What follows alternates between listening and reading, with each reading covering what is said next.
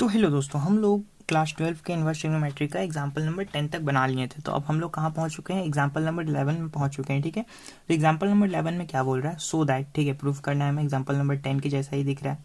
Sign inverse 12/13 plus cos inverse 4/5 plus tan inverse 63/16 equal to pi. मतलब ये जो तीनों का सम है, ठीक है, वो पाई के बराबर आएगा। ठीक है, तो मैंने एग्जाम्पल नंबर 10 में आपको बताया था कि दो तरीके हैं, जैसा मैंने एग्जाम्पल नंबर 10 को करके बताया। ठीक है, और एक और तरीका मैंने बताया कि ये सभी को आप 10 में कन्वर्ट कर लो। ठीक है, लेकिन इस क्वेश्चन को जब आप 10 में कन्वर्ट करोगे, ठीक है, तो थोड़ा आपको प्रॉब्लम आएगा। कहाँ पर प्रॉब्लम आएगा? एनसीईआरटी बुक में तो आपको 10 में कन्वर्ट करके सॉल्व करने बताया है, लेकिन अगर आप खुद से इसे सॉल्व करोगे तो आपको प्रॉब्लम आएगी। कहाँ प्रॉब्लम आएगी? मैंने उसे सॉल्व करके रखा है। ठीक है, मैं आपको दिखाता हूँ, पहले दिखा रहा हूँ। देखिए, ये देखिए, जब आप सॉल्व करोगे तो क्या होगा? टेन इनवर्स एक नेगेटिव आ जाएगा और एक पॉजिटिव आ जाएगा और दोनों कट के जीरो आ जाएगा। ठीक है, लेकिन आप खुद से जब सॉल्व करोगे, लेकिन एनसीईआरटी में इसे सॉल्व किया गया है टेन टेन में कन्वर्ट करके। ठीक है, लेकिन इसके आगे कुछ स्टेप्स होंगे। ठीक है, इसके आगे भी कुछ स्टेप्स होंगे जो कि एनसीईआरटी बुक्स के अकॉर्डिंग है, जो आपको अभी समझ में नहीं आएगा, क्योंकि आपके थोड़े से फिर रेंज और डोमेन से मिलते हैं। ठीक है, जैसे कि आपके एनसीईआरटी बुक्स में कहा गया है, आपको अभी समझ में नहीं आ रहा होगा। ठीक है, तो आप स्किप कर सकते हो इस पार्ट को, डायरेक्ट आंसर देख सकते हो। जैसे कि आपका कहा गया है एनसीईआरटी बुक में, हम लोग प्रूफ किए हैं कुछ इन्वर्स ट्रिग्नोमेट्री के प्रॉपर्टीज को। ठीक है, और उसके रिजल्ट्स वैलिड है किसमें? प्रिंसिपल वैल्यू ब्रांच में वैलिड है। ठीक है, some results may not be valid, कुछ रिजल्ट्स वैलिड नहीं है। ठीक है, valid for all values of domain, सभी डोमेन्स के वैल्यूज के लिए कुछ रिजल्ट्स वैलिड नहीं है। जैसा कि आपको एग्जांपल नंबर 11 में दिख गया, यहाँ पर जब हम 10 में कन्वर्ट करके सॉल्व करते हैं तो हमारा नेगेटिव आ जाता है। ठीक है, और वो कट के जीरो हो जाता है। बट एनसीईआरटी में आपको प्रूफ किया गया है, ठीक है, वो कहाँ पर चला जाता है? Beyond the scope of this text book, मतलब इस बुक के अनुसार वो क्वेश्चन सॉल्व नहीं होगा। हाँ, भले R D Sharma, R S Agarwal वगैरह में आप सॉल्व कर सकते हो, उसमें दिया गया है, बट इसमें नहीं दिया गया। इसमें मतलब जैसा कि मैं आपको सिंपली दिखा दे रहा हूँ, यहाँ पर कहाँ सॉल्व किया भाई? हाँ देखिए, ये मतलब सॉल्व करने के बाद कुछ इस प्रकार से, मतलब सॉल्व करके यहाँ पर x plus y z equal to solve करें, मतलब पाई जैसे भी रहे हैं। ठीक है, तो मैं इसे छोड़ दे रहा हूँ। ठीक है, इस तरह से मैं आपको नहीं समझा रहा हूँ, मैं आपको अपने अकॉर्डिंग समझा रहा हूँ। ठीक है, एग्जाम्पल नंबर 10 के अकॉर्डिंग मैं बता रहा हूँ। ठीक है, तो देखिए, हम इसको सॉल्व करते हैं एग्जाम्पल नंबर 10 की तरह। ठीक, कैसे करेंगे? एग्जाम्पल नंबर 10 में क्या था? राइट साइड में आपका क्या था? कॉस था। ठीक है, तो राइट साइड में कॉस था, तो हम कॉस को राइट साइड में ले जाते हैं। ठीक है, सॉल्यूशन पहले उतार लेते question. Sine inverse 12/13 plus cos inverse 4/5 plus tan inverse 63/16 equal to pi. ठीक है, हम कॉस को उधर ले जाते हैं। ठीक है, हम कॉस को उधर ले जाएंगे। आप पूछोगे कॉस को ही क्यों ले जाएं? तो एनसीईआरटी बुक्स में जैसा दिया हुआ है, कॉस को आप जब उधर ले जाओगे तो कॉस क्या आएगा आपका? निगेटिव हो जाएगा। ठीक है, कॉस अगर निगेटिव हो जाएगा तो इसे सॉल्व करने का एक तरीका होता है। ठीक है, जैसे कि मैं सॉरी मतलब नेगेटिव नहीं होगा। एग्जाम्पल नंबर 10 में आपका पाई नहीं दिया हुआ था, मतलब नेगेटिव नहीं होगा। पाई मतलब हटाना है, तो पाई को हम कैसे हटा सकते हैं? जैसे कि हम लोगों ने पढ़ा था, ठीक है, कि कॉस इनवर्स अगर नेगेटिव थीटा है तो हम इसको लिख सकते हैं पाई माइनस कॉस थीटा। ठीक है, तो अगर हम कॉस को उधर ले जाएंगे, कॉस इनवर्स को, तो इस फॉर्म में आ जाएगा। तो हम इसको रिवर्स भी तो लिख सकते हैं, आप लोगों ने क्लास 11 में पढ़ा था। जी हाँ, बिल्कुल लिख सकते हैं। तो देखते हैं अब यहाँ पर sine inverse 12/13 plus tan inverse 63/16 equal to pi minus cos inverse 4/5। ठीक है, ऐसा हो गया। लेकिन अगर आप साइन को ले जाते हैं, ठीक है, पाई माइनस साइन इनवर्स 12/13, ठीक है, तो अगर साइन को आप उधर ले जाते तो फिर आप इसको पाई को नहीं हटा सकते, क्योंकि आप लोगों ने पढ़ा था साइन इनवर्स नेगेटिव थीटा क्या हो जाता है? नेगेटिव साइन इनवर्स थीटा हो जाता है। ठीक है, ठीक है, तो अब ये आपका जो क्वेश्चन है, सॉरी क्वेश्चन है, ये एग्जाम्पल अब आपका एग्जाम्पल नंबर 10 के जैसा हो गया। अब हम क्या, सॉरी एक स्टेप और कर लेते हैं, पहले पाई को हटा देते हैं। यहाँ पर sine inverse 12/13 plus tan inverse 63/16 equal to cos inverse negative 4/5। ये अब आपका एग्जाम्पल नंबर 10 के जैसा हो गया। अब एग्जाम्पल नंबर 10 में मैंने बताया था कि अगर ये साइड कोस है तो हम किस फॉर्म में लाएंगे इसे?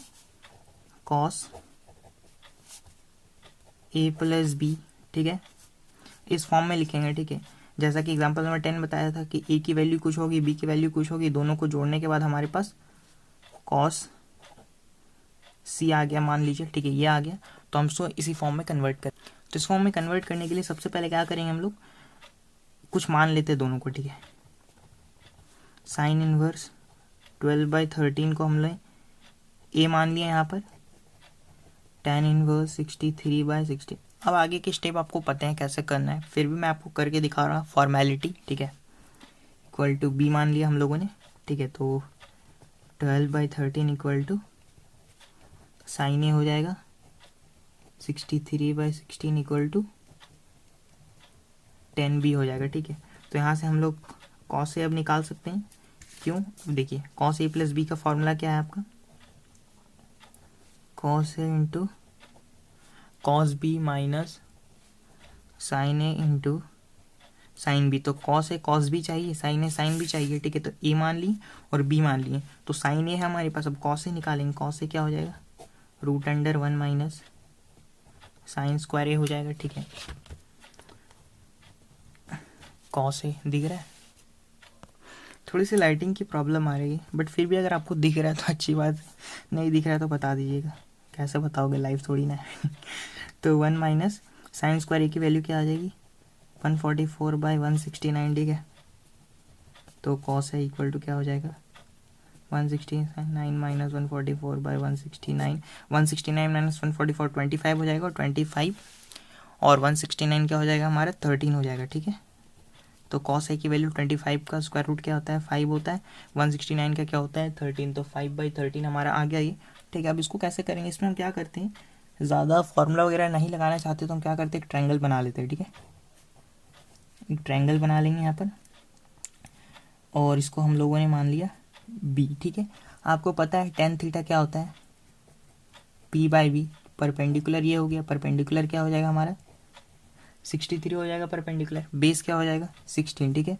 अब हम लोग ये क्या मान ली, इसको XYZ में मानना पड़ेगा। तो स्क्वायर प्लस YZ का स्क्वायर इक्वल टू XZ का स्क्वायर, जो भी मानिए, ठीक है, PBH, ठीक है। तो 63 का स्क्वायर प्लस 16 का स्क्वायर इक्वल टू यहाँ पर ये h का स्क्वायर हो जाएगा, ठीक है। इसको सॉल्व करेंगे तो 63 का स्क्वायर हमारे पास क्या आएगा, अप्रॉक्सीमेटली सॉल्व कर लेते हैं यार, देखते 3969 आएगा, ठीक है।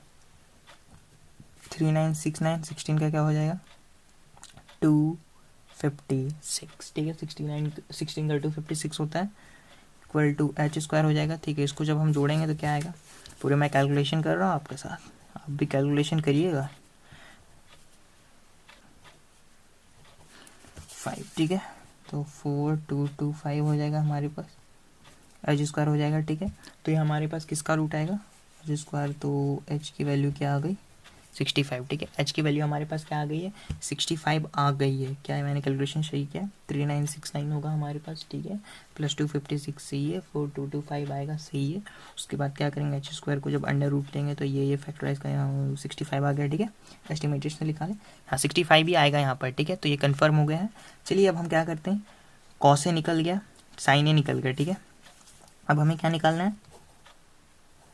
कॉस बी और साइन बी निकालना है। तो नेक्स्ट पेज में हम निकालते हैं, ठीक है।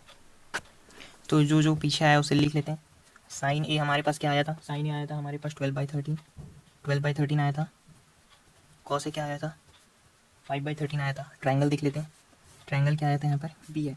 यहाँ पर क्या आया था हमारे पास 63, 16 और ये 65 आया था। अब यहाँ से निकाल लेते हैं।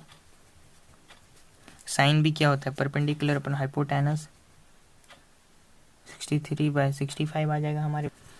और कॉस भी हमारे पास क्या आ जाएगा, बेस अपॉन हाइपोटेनस, 16/65 आ जाएगा, ठीक है। 16/65 आ जाएगा। अब हम लोग क्या करेंगे, एग्जाम्पल नंबर 10 के जैसा लगा देंगे, है ना। कॉस ए प्लस बी लगा दिए तो क्या हो गया, cos A cos B minus sine A sine B. Cos A की वैल्यू क्या है हमारे पास 5/13 इंटू 16/65 आ गया, ठीक है। माइनस साइन ए की वैल्यू क्या है 12/13 इंटू 63/60 और 5 हो जाएगा यहाँ पर, ठीक है।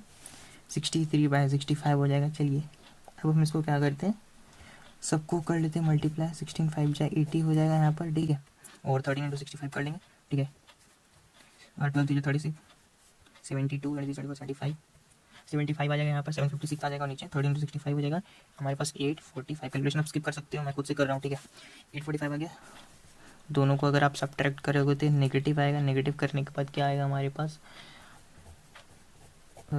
ठीक है, 845 आएगा हमारे पास, यहाँ पर लिख लेते हैं cos A plus B, cos A plus B, 845 आ गया।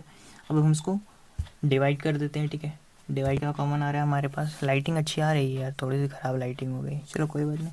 13 शायद कॉमन आ रहा है इसमें, 13 के टेबल से करते हैं, ठीक है, हो जाएगा 13 के टेबल से करेंगे, यहाँ पर इतना है 26 हो जाएगा, ठीक है,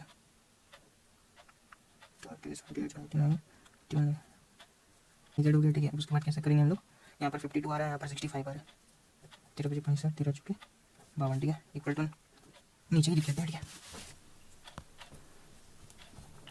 cos A plus B equal to negative 4/5 आ गया, नेगेटिव 4/5 आ गया, तो ए प्लस बी क्या हो जाएगा, कॉस इनवर्स नेगेटिव 4/5 हो गया, ठीक है। ए किसको माना था हम लोगों ने, ए हम लोगों ने माना था साइन इनवर्स 12/13 को, प्लस बी किसको माना था 3/16 इक्वल टू, कॉस इनवर्स को कैसे लिख सकते हैं, पाई माइनस कॉस इनवर्स 4/5 लिख सकते हैं, इसको हम लेफ्ट साइड ले आएंगे, तो sine inverse 12/13 plus cos inverse 4/5 plus tan inverse 63/16 equal to pi हो गया, ठीक है। तो हमारे पास प्रूफ हो गया, ठीक है। तो हम लोगों ने कैसे प्रूफ किया, चलिए एक बार दिखा लेते हैं। तो हम लोगों ने यहाँ पर tan इनवर्स, अरे यार क्वालिटी सही आ रहा है, हाँ चलो सही है। तो हम लोगों ने इसे 10 में कन्वर्ट करके ना करके एनसीईआरटी में जो झोलमाल किया है, मतलब जैसा भी फॉर्मूला लगा दिया भाई, ठीक है, उसको ना लगाते हुए हमने सिंपल तरीका अपनाया जो कि एनसीईआरटी के एग्जाम्पल नंबर 10 में दिया गया था। बस हम लोगों ने क्या किया, एक मिनट तो उससे क्वालिटी सुधार लेते हैं, आ रही है सही, अरे छोड़िए यार, समझ में आ जाएगा आपको, ठीक है। तो हम लोगों ने क्या किया कि हम लोग राइट हैंड साइड में कॉस इनवर्स लेंगे, उसके बाद फिर सिंपली सॉल्व कर देंगे cos A plus B, last में